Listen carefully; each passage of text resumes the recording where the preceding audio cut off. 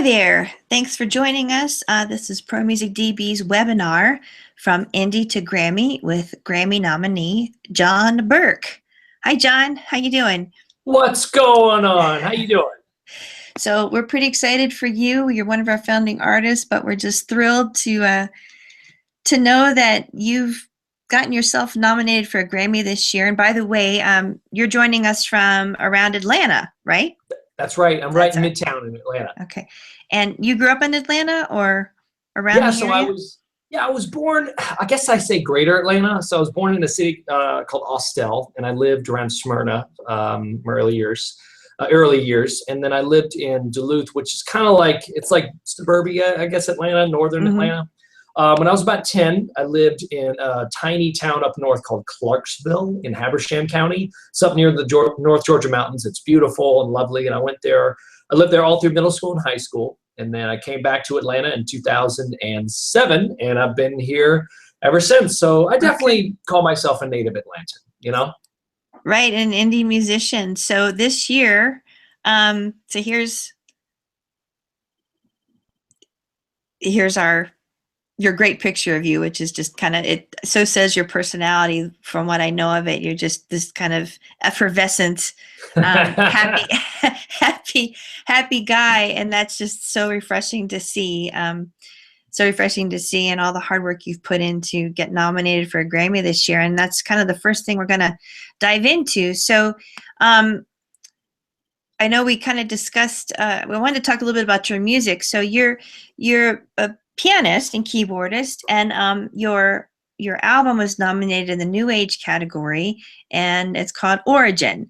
So I want to first kind of talk about what kind of music it is, maybe about the title of the album, and then we'll kind of talk about, well, how did you do this? How did you accomplish this kind of amazing, credential in your life? So let's just start with the story of the music. Well, sure. Thank you, Christy. I appreciate that. So, Origin, this is my sixth project. I think this was the sixth album I made, and it came out in April 2016. Now, leading up to this album, I really wanted to do something that was going to push me beyond my limits, technically, musically, even thematically.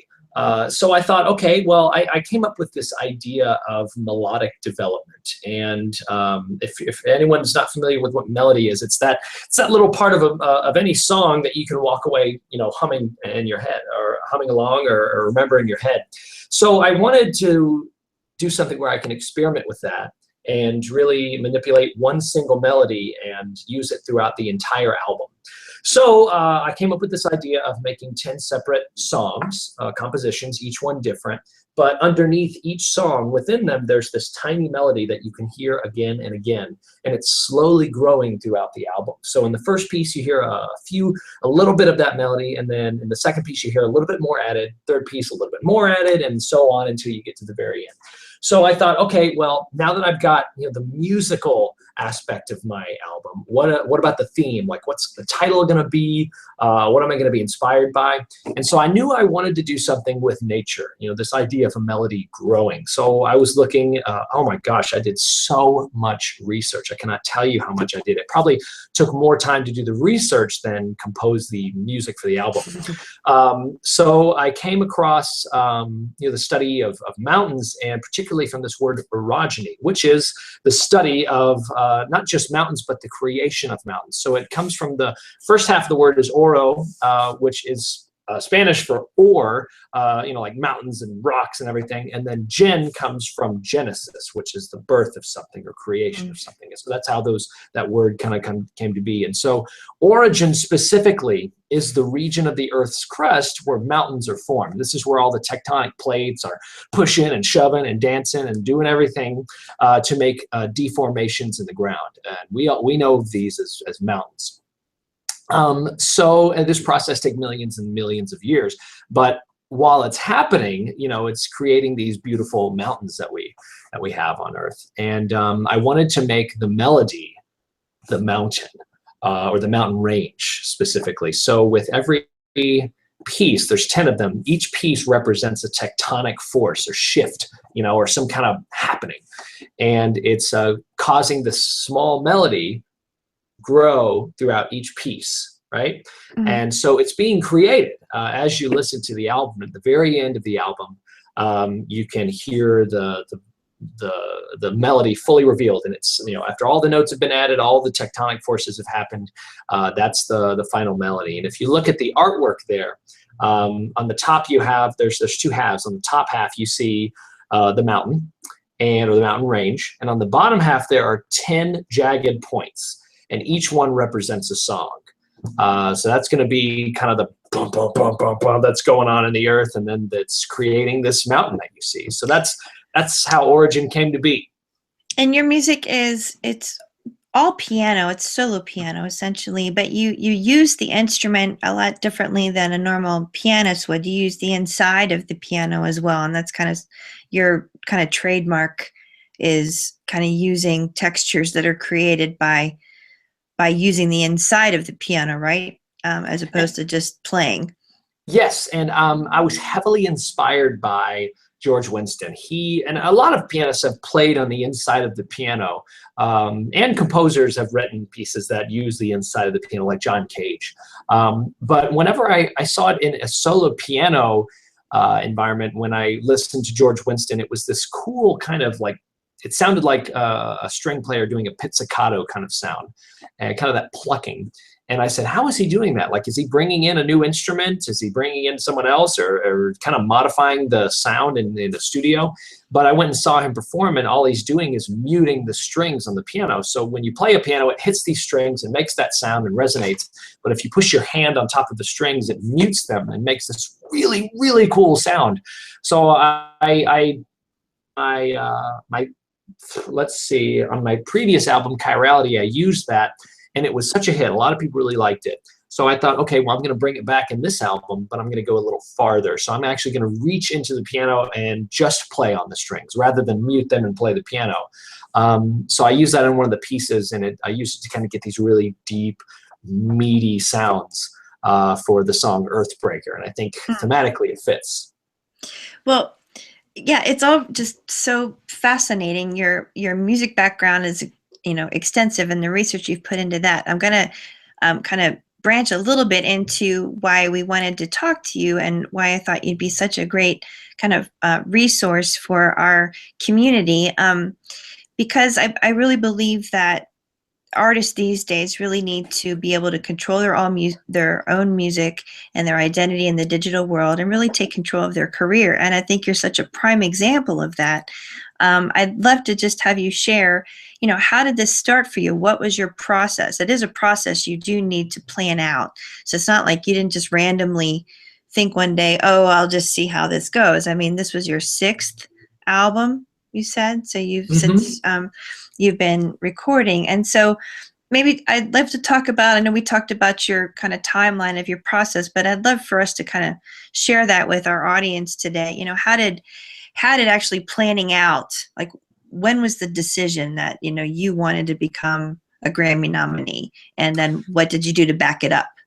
So gotcha. And so it actually all started, I mean, everyone had known about the Grammys all growing up. I mean, I thought, oh, Grammys, that's for all the big superstars out there, you know. I don't know, I just never saw myself as being that. I never saw myself as being a musician until I was, gosh, I think 22, 23. I started in music when I was 15. I started playing piano and started learning some chords and scales, playing the band. It was like a Southern rock country band, and it was a lot of fun, but music was always on the side.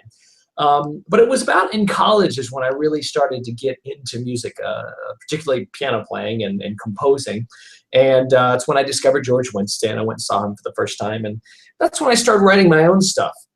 And, you know, as every musician out there, you have these awesome dreams and fantasies where you're up on stage and thousands are cheering for you. And I was in my library at Oglethorpe University, and I was just lollygagging and not studying.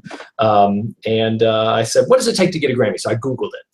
And there were a ton of articles. And so I read about it, and it's, you know, it's given out by the National Academy of Recording Arts and Sciences, and you have to become a member, and you have to have credits to your name. And I said, I read that, and I thought, oh, well, that's great. It's breaking it down. But I still said, I'm never gonna get there. Oh, sorry, that's my cat. He just jumped on my keyboard.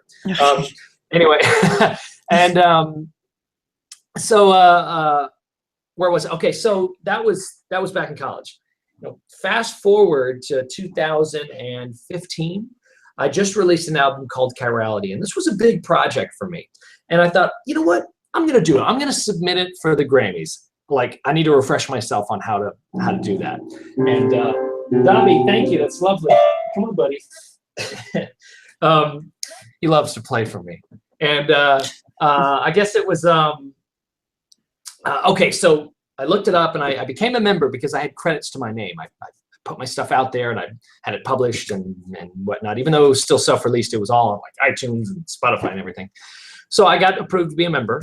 Of NARAS, yes, the National Academy of Recording Arts. So for NARAS, yeah, it is required that you do have a released, kind of commercially released album, and that you're credited. So NARAS does kind of vet members. So the first step was you had to have previous recordings to kind of say, I'm a pretty serious musician, at least. I've at least put my music out in the world for other people to buy and enjoy, right? For NARAS to, right. Yeah, okay. So like you said, they vet. They make sure that any voting member or member that submits music is, a musician or an artist or a producer or a mastering engineer.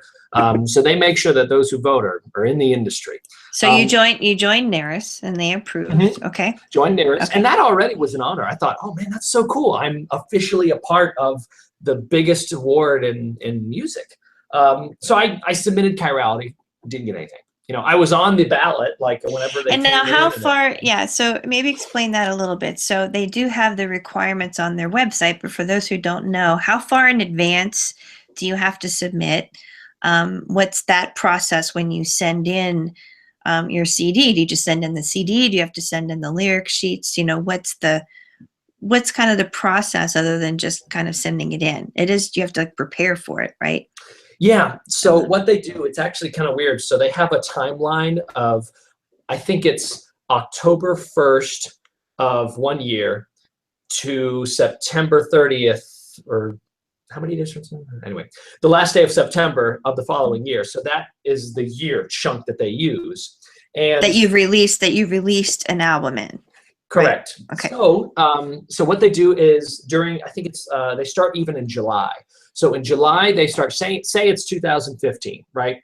In July of 2015, they'll say, okay, all you members who have released something between October of last year or are about to release it, and it's going to be out before the end of September, go ahead and submit it. And by doing that, you have to log on to your Grammy, website, and you send in 2 physical copies of your CD.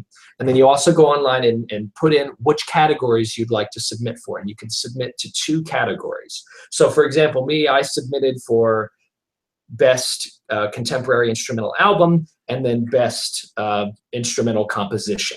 So those were the 2 that I submitted for, right? Mm-hmm. So you send in your stuff, and then over the next couple of months, the screening committees of the Grammys take all the albums in, and they put them into the categories that either they were submitted to or that they feel is appropriate. So, for example, I submitted to contemporary instrumental, but I got put into new age. And rightfully so, because a lot of my music really does have that new age element, those new age elements to it. And so then after that, during, I think it's October, they send out the voting ballots, right? And so this is where, like, I think this year was like over 22,000 submissions came in. So you have to take your ballot and then go out and see all of the entries, and you can go. You're given this access to all these entries as a member, and just start voting. So when you first submitted, though, you didn't really do any backup marketing for that first submission, right? When you first submitted. Right. When I first submitted, I had already done the original marketing for the release of the album back in April. So that's not for this album. That was for your other album, the previous one. Chirality. That's right. Okay. Right. Yeah, so I did marketing for Chirality, and that was specific for its release, and it came out in November of that previous year. So it had already been out for like 8 months. So I kept up that buzz, played some shows here and there, and put it online, you know, and it did great. It always has like a peak after the first month or two if it's released, and then it just slowly dies down. Then it just becomes a part of, you know, my repertoire, and then I'm starting to think about what my next project is going to be. Mm-hmm. But specific to the Grammys, I did zero marketing for Chirality. I think I sent out maybe 1 or 2 emails. So, you know, because of that very, you know, small effort, it did not make a nomination, not get a nomination. And you're So, completely indie, so it was really all up to you to decide whether to, you know, to learn that process, right? So fast forward, right. so the next step was you started to work on Origin. That's right. I started to work on Origin. So how did that change? Seeing the results in 2015 with zero outreach. I'm just trying to establish, you know, it doesn't stop when you release an album and put out the marketing for that. When you're trying to get nominated for a Grammy, it starts all over again, right? You can't just turn off the PR. You still have to be communicating and emailing and networking. Oh, so yeah. So what did you learn then when you decided to try it again? Like, well, one, I learned that it all really starts from the release of the album. And, you know, so you get better every time you release a new album. How am I going to market this? How am I going to get this to a bigger group of people? How am I going to attract the people that already know me, but how am I also going to build more people? And so when I did that, I made a bigger investment into marketing on Facebook specifically, finding people who would be interested in the album. And I did a lot of local outreach, like especially in Atlanta, because I had a concert to release it and we had a really good turnout. So I really took a lot of those same efforts that I'd been putting on my previous albums for the releases into Origin. Then, so about 4 months later, you know, that's whenever they started opening up the entries for the Grammys. And I thought, you know what? I submitted another album the year before. I did nothing. And I don't know, I just became a little, I guess, disillusioned by the whole process of it. But I thought, I'll give it a try again. You know, I'll see, like, at least, even if I don't get a nomination, I can spread it to the right people, you know, all the voting members. So I sent it in. And what I did is I really just watched other people who were small indie acts and who submitted work, and I watched how they marketed. So I see that they were really focusing a lot on personal connections, Facebook ads, local shows if they were playing live, and I thought, okay, well, I'm going to give that a shot, right? So I started to do that. When I put out Origin, the ballots came in and there my name was, and I thought, okay, well, I'm going to really try a strong grassroots campaign to market this thing. I'm going to send out personal emails. I'm going to follow musicians online, like on Facebook, and use the resources that I have as a NARAS member to reach out to other people in my genre who are submitting or who are interested in voting. So this was the big for your consideration phase. And this was, I cannot explain how exhausting this was, because it was all just me. I didn't have a team. I didn't have a bandmate. I didn't have anyone. So it was all just me here at my computer. And sending out as many like for your considerations as possible, but also listening to all the other ones because I wanted to vote too. So it just took so much time.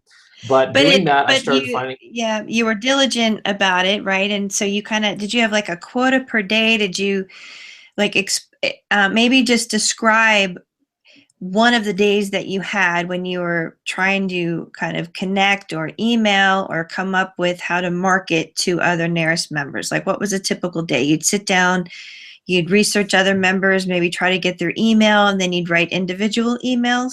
Is that how it would work? Or maybe talk about your process, like typical day. So the process was waking up early, getting my coffee going, and then so there are a number of groups on Facebook that NARAS members are a part of, and I was thankful to be a part of one. And so using those groups, everyone is in there like sharing their music and asking others to send in their stuff. So basically, I just stayed really active in that group, and I mean everyone was doing the same thing that I was. And I thought, well, what if I just did it and tried to make as personal a connection as possible as I could with other members, you know, rather than just, you know, a lot of people just put money into blasting out something and saying, oh, I hope I get, you know, the considerations or the votes that I need. But I thought, I don't know, I kind of want to take that a step further. It's a lot more work. So I focused on personal emails, you know, and I listened to other people's music. I think that's what we all deserve as members who are submitting, is that people, you want to have someone listen to your work, but you also need to give time to listen to theirs as well. And it's amazing the amount of talent out there. So I think by doing that, that helped me connect with all these people, and they listened to my music. And I mean, I guess they liked it enough. So you know, it's great to know that they put in the vote because they genuinely believed in my music. But because you invested in them, I think that's a key component of success in today's kind of music industry. It's that, you know, artists, I think, are so programmed to just, like you said, send out that email blast and say, hope you vote for me. You know, they don't really invest in other artists and other musicians and getting to know who they are. Because it's building relationship, even if it's just an online relationship. I think it's building kind of that trust where we want to support each other and create that kind of a relationship between artists, so that, you know, you're supportive, and it's not just, hey, like me and buy my album. It's genuine support and learning from each other. Right. I think you did a great. So I think your success might be due to part of that, just putting out the investment in others as well. That, you know, you wanted to learn from them as much as you wanted to be more part of the community of artists who were in consideration for the Grammys, more so than you kind of wanted to just be nominated. Right. I think is what I'm getting. Everyone wants to be nominated, but I even told myself at the beginning, like, I'm going to submit the work, but I most likely won't get nominated, because I just didn't see that happening at this point in my career, you know. But I thought, you know what, I'm going to connect with all these people. I'm going to make some awesome networking, and I'm going to listen to a lot of really cool music, because it feels really good to vote on something that you genuinely want to, like, win, you know, like, you're believing in these artists. And I came across so many. And so that alone was really fun. But obviously it was reciprocated enough for me as well. So, you know, I got votes. Did you at any point feel like it's such a disadvantage because you're not in, like, New York or LA or Nashville, or did you feel pretty, did that make you more determined to kind of make the investment into other people's music? Or what was your experience kind of in being from Atlanta and really not kind of being in what one would consider kind of a music town? Atlanta's starting to become that, but not an industry town, you know, overall. Right. And, you know, it's not in New York, it's not in LA, although it is definitely changing, especially in the film industry. I think it's number 3 next to those 2 cities. It might be, but it was because I'm from Atlanta that I was more determined. You know, everyone, I think, whenever you, on a general thought, you know, you think that all the music and great everything is coming from New York and LA, and I want to say, like, Nashville, yeah, right, yeah. And I want to say, well, great music is really coming from Atlanta. In fact, you know, in Georgia, at least, we have over 40 nominees this year. So that's amazing. Wow. And so I wanted to, you know, because I'm from Atlanta, and because I'm particularly proud of being from Atlanta, I felt as a representative, you know, like, I'm just going to work that much harder to show the world that, you know, there is music coming out of Atlanta.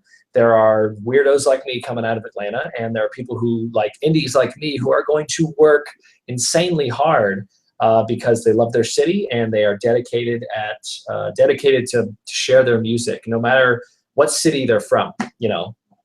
So what's the hope? So you've been really good at kind of growing your local audience.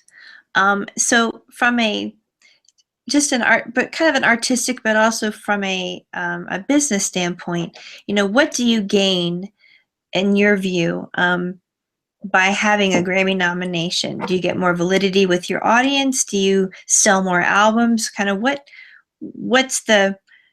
was getting a Grammy nomination just something in your life you wanted to achieve? So what's kind of what do you take away right now, like before next week happens, before the Grammys happen, if nothing else were to happen, what's your takeaway, and what do you move forward with your local audience or as you build your career? Like, how will this help you, run your business? So 3 things. One, the validity that you mentioned. Yes, that is really great to have. That has taken my profile as a musician to a new level. It really has. That is cemented in history to say that you're a Grammy nominated artist. And whether it's 1 nomination you have or 10, or if you have a win somewhere there, I'm nominated, and that's something that I never thought I would ever have, really. So the validity is great, and especially when it comes to presenting yourself to venues for concerts, collaborative opportunities, job opportunities. To say that you are nominated, I mean, basically, it's a great resume booster. Sure, absolutely. So, and from a selling standpoint, yes, I really have sold. My CD sales have quadrupled since the nomination. Since the day of the nomination, they've really come in. I've gotten more streams online, more sales, which is great, and I love that. Monetarily great. Yeah, it's nice to have some money to pay the bills, but I also like knowing that people are listening to my music. More people than before are listening to my music, right? And the third thing, and this is probably the most important thing, is that this is more of a psychological thing where you always want to have, at any point, you want to ask yourself, where am I in my career, right? And before the nomination, I could have told myself, I'm a solo pianist. I'm working every day to do my best. I'm an indie. I have no representation at all, no one working under me. And I'm not going to let that stop me. I'm just going to keep driving forward. I love what I do. The gigs have gotten better, and my writing has gotten better. But that always came up to a certain point, right? I mean, I always was dreaming big, but I was being realistic as well. But now that the nomination has come by, that point, that limit of where my expectations of my career were has just jumped way up. Now it's at a point where I'm like, oh my gosh, I'm nominated for a Grammy. Now the doors have just, I can do so much more now that I've crossed this huge threshold into my music career.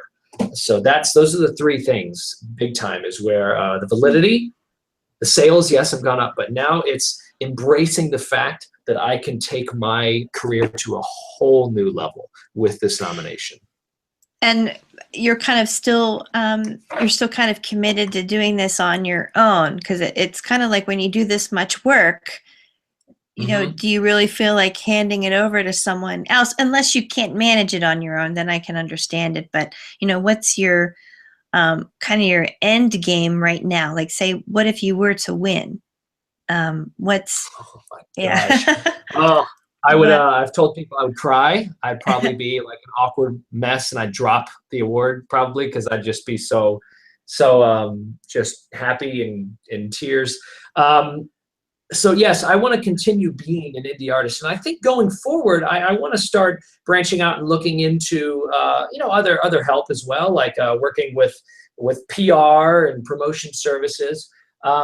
But in terms of the major bulk of the work, where booking shows and getting press releases out there and everything, and of course the writing and organizing of my website, I like managing that myself, and I like that because it's so rewarding when all of that pays off. Like this nomination I got on my own, that I cannot explain how rewarding that feels. I can't imagine. Absolutely. Oh my gosh, it's insane. The reward behind it, and it's fulfilling. I'm like, you did it, yeah, and you don't have. So if I were to win, oh my gosh, yeah.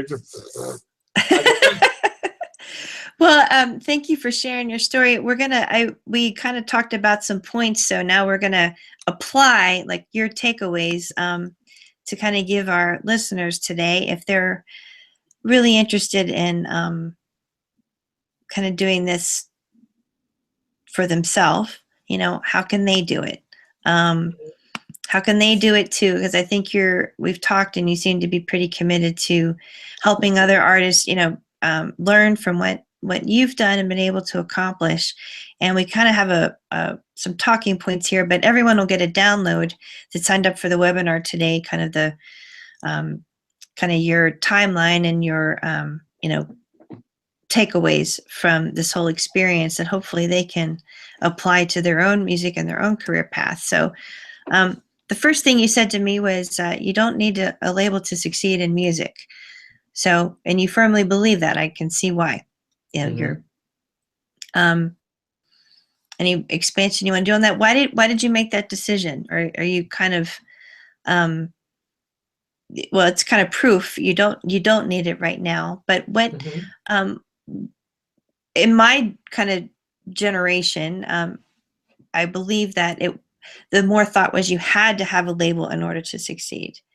So why do you think that's changed? Obviously, you've done it all yourself. Do you think it's technology? Do you think it's labels don't hold much allure or appeal because of the control they have? What was it for you that made you come to that decision? Yeah, well, I would definitely, I definitely grew up with the idea too that, getting signed was like the thing that all musicians hoped for. It's getting at that representation under a label. Now, what labels can really bring you is just, massive marketing. They are known and respected by tons of vendors and people out there in the world, and they can just get your music in front of many more faces because they have a whole team, they have lots of money. Now, and I'm still learning more and more about labels, but the money that they give you is for your career. A lot of it, you are still responsible for like all of your expenses as a musician. So it's almost like you're still indie. Now, if you are given, resources for your career or anything, that's a loan that you have to make. You have to give back to the label, right? So you're like a product. They make an investment to get the product out there, and if the product makes a return, then great, you're good. But the percentage that I've heard from many articles I've read online, especially in this new music industry we're in, the artist just makes so little. It's crazy, and how much of a cut is taken. And a lot of the times, if an artist is starting to bubble and they sign on really fast, the contract that they can negotiate just really doesn't serve them well. And many times a label can just chew them up, spit them right back out.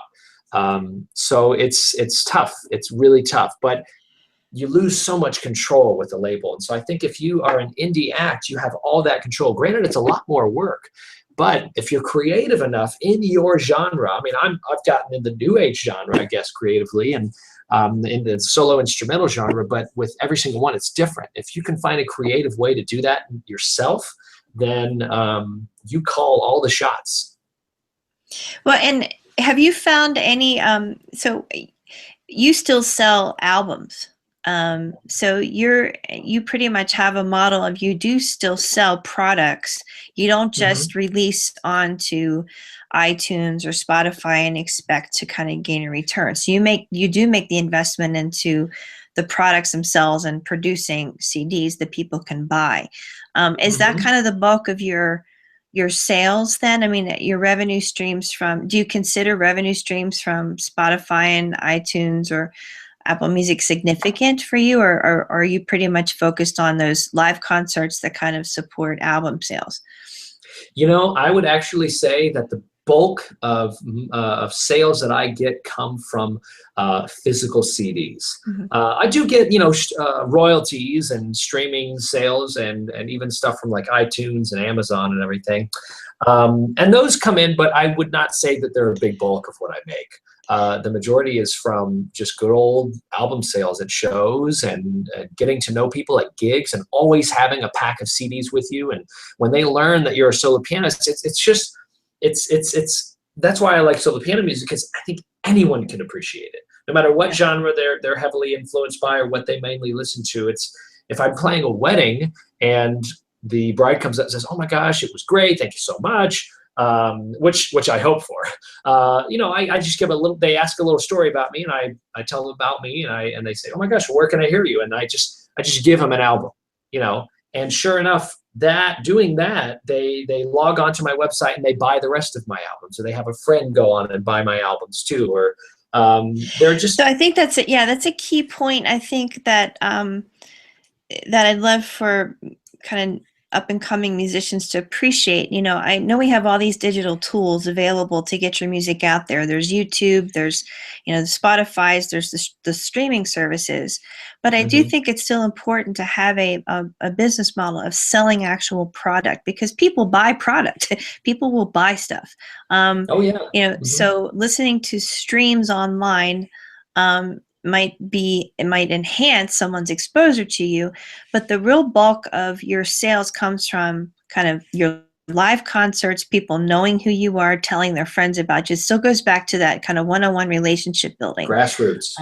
Yep, grassroots, very grassroots, which I think is important for people to recognize still. If they want to get in the music business, it's not just make a YouTube video viral and you're going to build your career. That might work once, but then for the rest of it, you still have to appease your local audience and find that local audience, in my opinion. Right. So the next point we talked about was quality over quantity. Email blasts are nothing compared to personal emails. So that must have been painstaking for you. Oh my gosh. Well, it paid off. But it paid off. Oh, it did. Hey, numbers don't lie. I got so exhausted from all these personal emails I was sending out, because if you get a blast, most of the time, a lot of these email servers, they're really smart. They're able to tell, like, if you're sending out a blast, they will throw that immediately into a spam folder, and so that's already one bad thing about it. Two, it really takes away from the personal touch. It's kind of like getting a big broad email versus a handwritten letter. Like, everyone loves to receive handwritten letters, right? It's just kind of like, oh my gosh, that's so sweet, you thought of me. It's this gratitude that one person feels. And even during the Grammy voting and all the craziness that was going on, when I would get a personal email from someone, from an artist, I'm much more inclined to listen to their stuff, because in the email they said, hey John, my name's such and such, and I got this album, and I'd really love to hear your feedback on it. And maybe they chime in like, hey, I checked out your website and I thought it was great. I listened to this. I like this song the most. I just said, oh my gosh, that's so nice. You know what? I'm going to return the favor and listen to their music too. So that's the personal connection that it's not just you should try and shoot for. It's you need it, because people don't appreciate an artist just from the music. They appreciate the artist, from the personality, from the absolutely. So that was the big that was really important during my campaign, is to focus on that personal touch. Do you remember how you would start one of those emails? So maybe you could like dictate real quick, like what you would say. So I know that's, kind of overwhelming for an artist. That personal connection is really scary, even though you want people to appreciate your music. Like, how do you email someone that you really don't know and write them a personal note and get them to listen to your music? So do you remember like what that process was like, or what you wrote? Oh gosh. Well, I definitely said, I am my name's John Burke. I'm a pianist from Atlanta. And I started that out, and Atlanta, Georgia, because I was reaching out to people who weren't in the country either. I think I put USA too. I don't know, I just can't remember, but I definitely said, my name's John Burke, and I'm a pianist from Atlanta. So hopefully that maybe pulled them in, So and I gosh, each one was different. So it's really hard to say I think I followed a kind of a basic outline, because what I did is I wanted to listen to all of their stuff. So I'd compliment, if I really liked their website, I'd compliment their website, or I'd also compliment maybe their music and say, hey, here's my favorite song. That was really good. You got some great vocals, or you played that really well.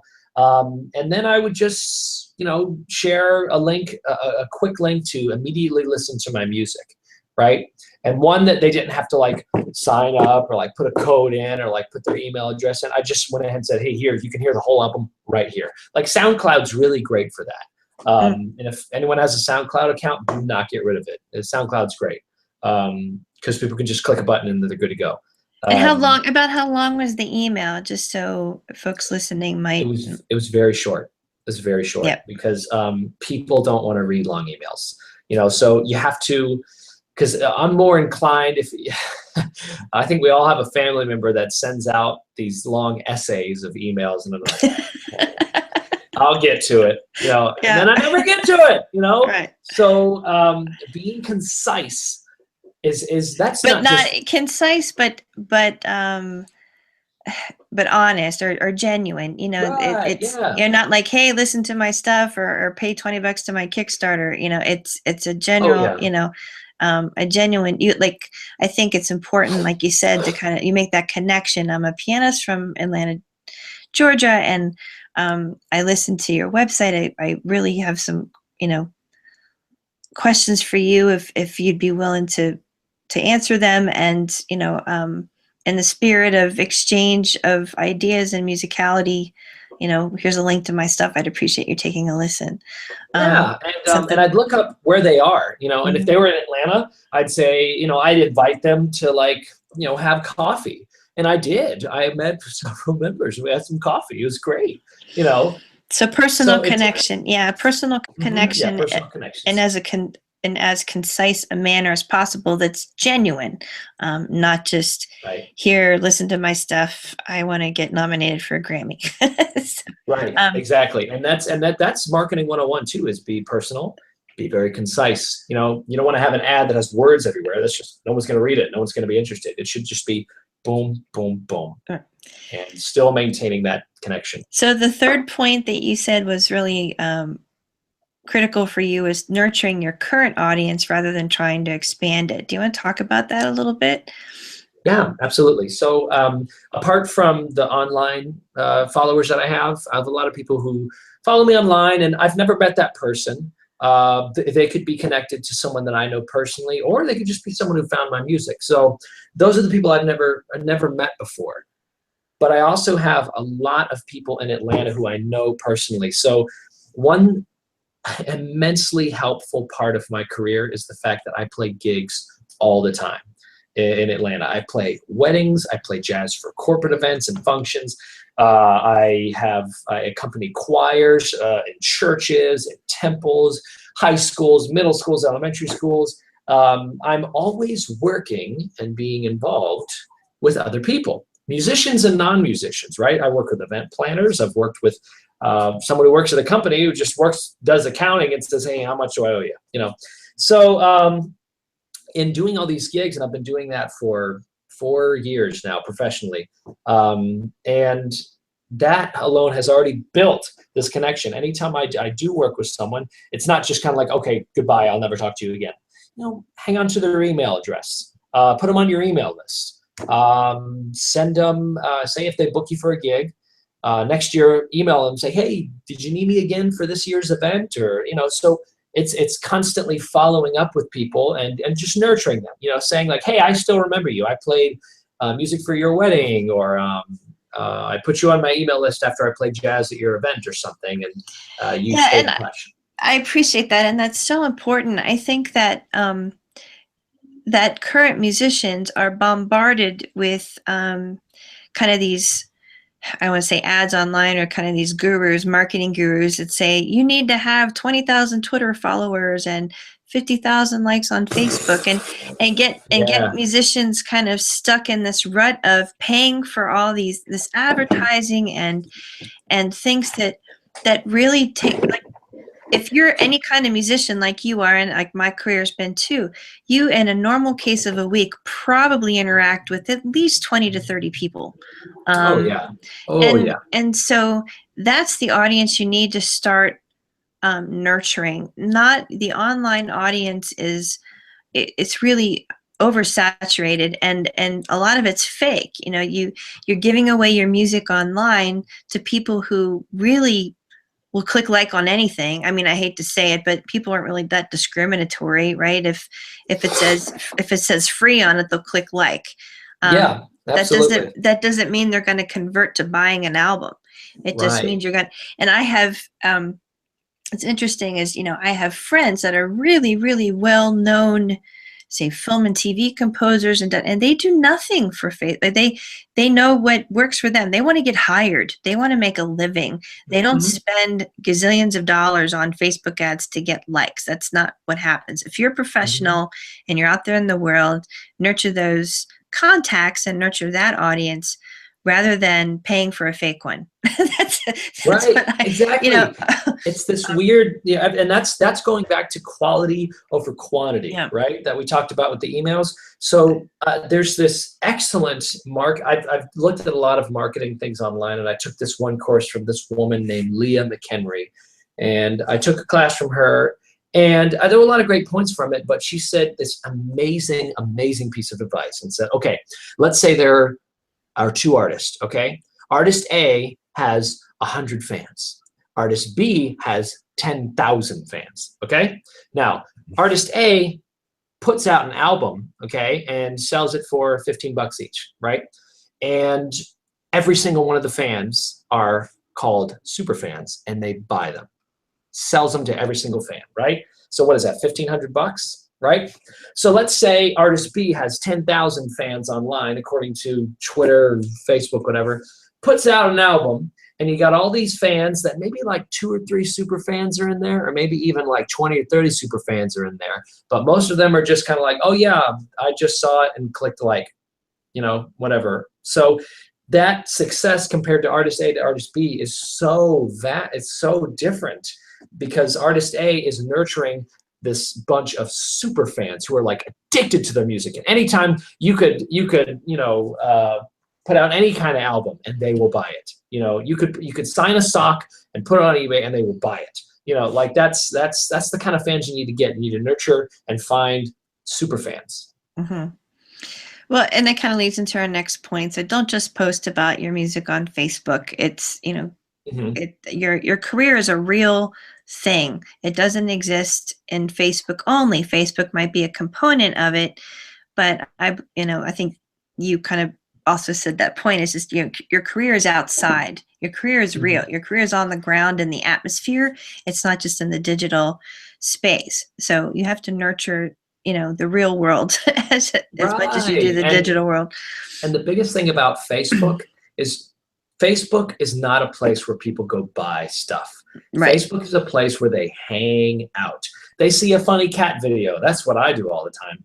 Funny cat video. They read the news. They check in on what's going on with their friend, or they send a message to somebody. It's a place to hang out. So if you have a music page on Facebook and you're just posting like, hey, buy this, give money to my Kickstarter, buy this, I put out an album, they're just going to be so unattracted to that, right? Right. So if you're a music page and you put like, hey, I'm a pianist, so me personally, I put like funny music jokes on my page.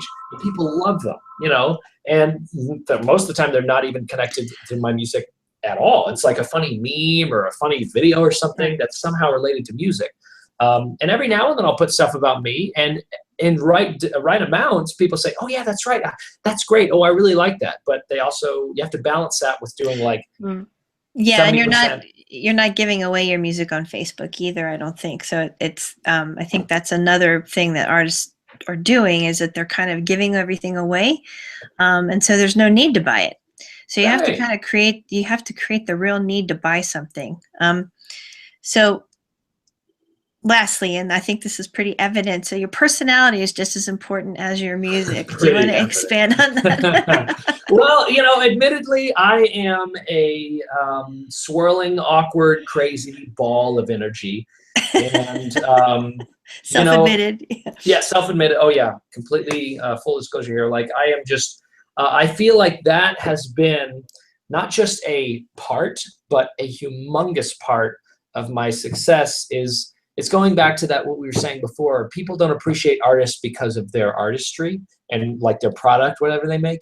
They're interested in the artists themselves too. Like, one thing I really liked about George Winston is his music was great.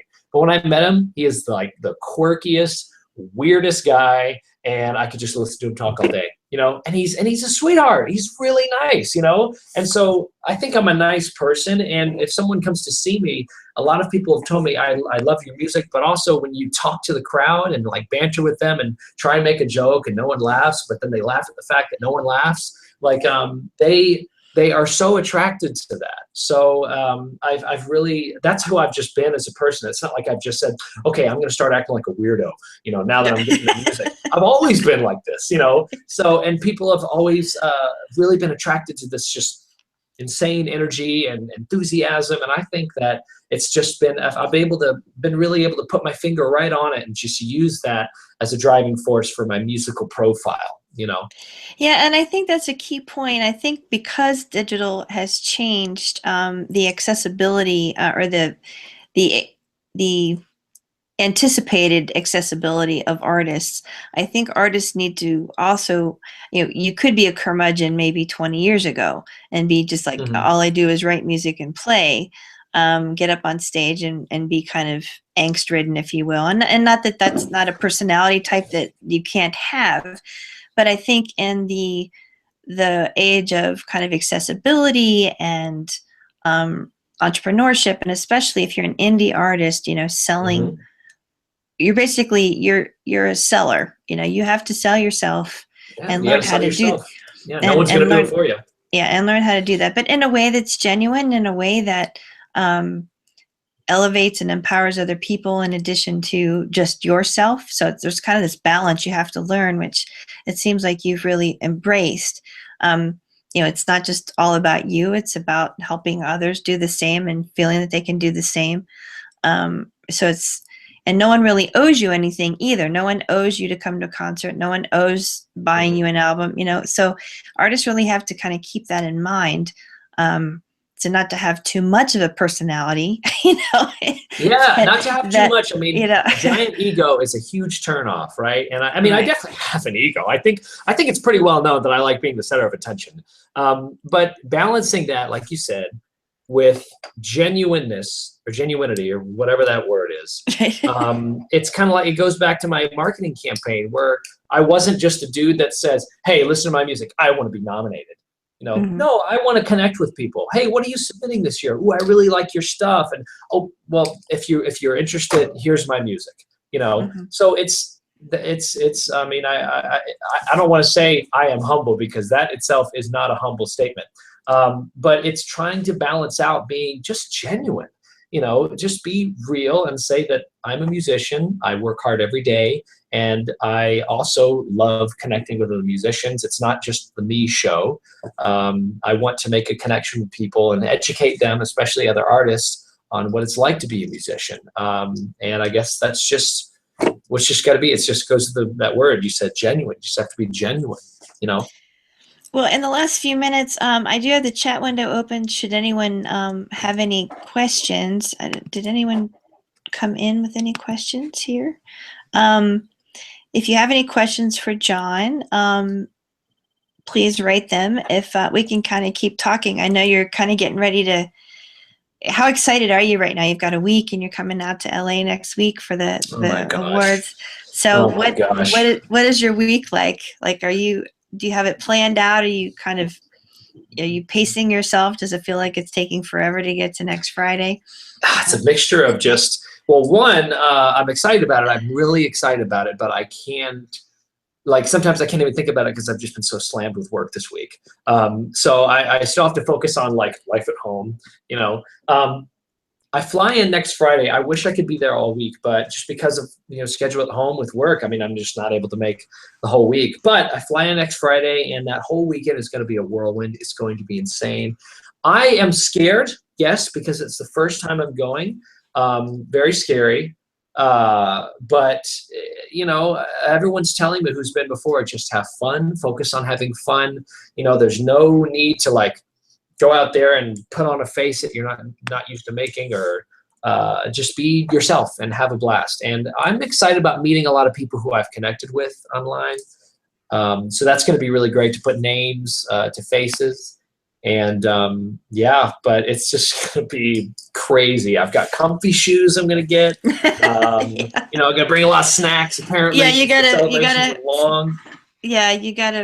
got to sneak in the snacks. Although the afternoon ceremony, they do have some food available, I believe, before you go in, but it's still long, so you probably want to make sure you've got some snacks on you, because once you get into Staples Center, it's like a mad dash to try to get food, and there's not that many places open.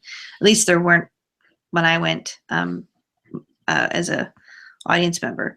So anyone have any questions for John?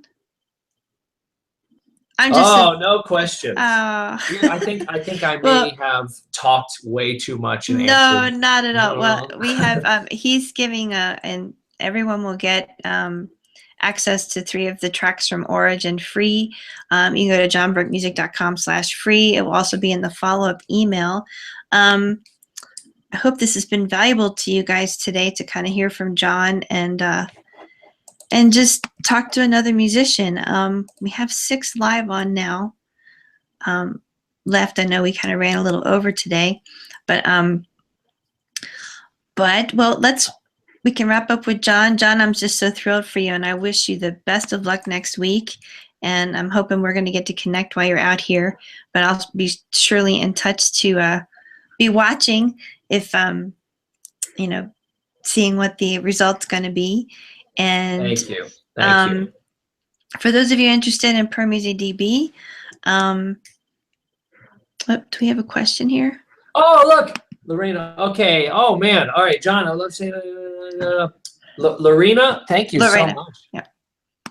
Okay. Cool. Well, hey, come see me. I'm gonna be the one with. Well, you know what I look like if you just go online. I'm very strange looking, and I will have a wonderfully beautiful woman accompanying me. So just look for her. She'll probably be getting a lot of the attention. But yeah, I'd love to meet you. That'd be great. It's gonna be super fun, man. The afternoon ceremony on this February 12th. I've heard so many good things. Yes, actually, Lorraine is who I've gone with. She's the rock history gal, and she knows the Grammys inside and out. She's also a NARAS member of many years, and so rock on. Oh yeah. So I will make sure that you two connect. Thanks, Lorena, for being on today. I appreciate that and look forward to you connecting with John. So we want to kind of just wrapping up, ProMusicDB is an organization that provides a digital platform to independent musicians and signed musicians, basically a digital archive for their credits and files. And John is one of our founding members. We didn't talk about that a whole lot today, but our mission in these webinars is to really empower musicians moving forward in the digital age. And part of that is with our platform. If you like what we did today, you can donate to us. We're a nonprofit, or you can become a member. You can do that at ProMusicDB.org. I'll just say real quick here. So we're a membership organization whose mission is to provide musicians with the digital platform services and tools that enable you to centralize your music credits, metadata, and digital archives online. So we're the first to ever do this for musicians, and we would love to have you as a member and have access to more webinars like this with John. So it's almost noon, and if we don't have any other questions, John, is there anything else you want to say to anybody today? Good luck. Well, thank you. For everyone that was online, I really appreciate you putting in the time to listen, and I hope what I said was informative. And if you are an artist, I'm living proof that you really can make it as an indie. Everyone has different levels of success, but I think getting a nomination for a Grammy is really cool. You don't have to have a label. You can do it on your own. It takes the right kind of work, but you just have to be very patient. This is from years of studying marketing and years of honing my craft. So just don't ever stop thinking that you can't do it.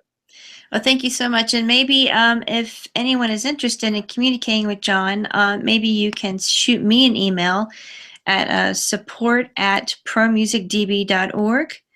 And I can reach out to John and see if he can answer your questions personally, if you'd rather do that online like that, if you don't want to type in the chat window. Oh, Nancy says. Oh, Nancy. Hello, Nancy. I know lots of Nancys. I think that might be Nancy Shields. Is that Nancy Shields?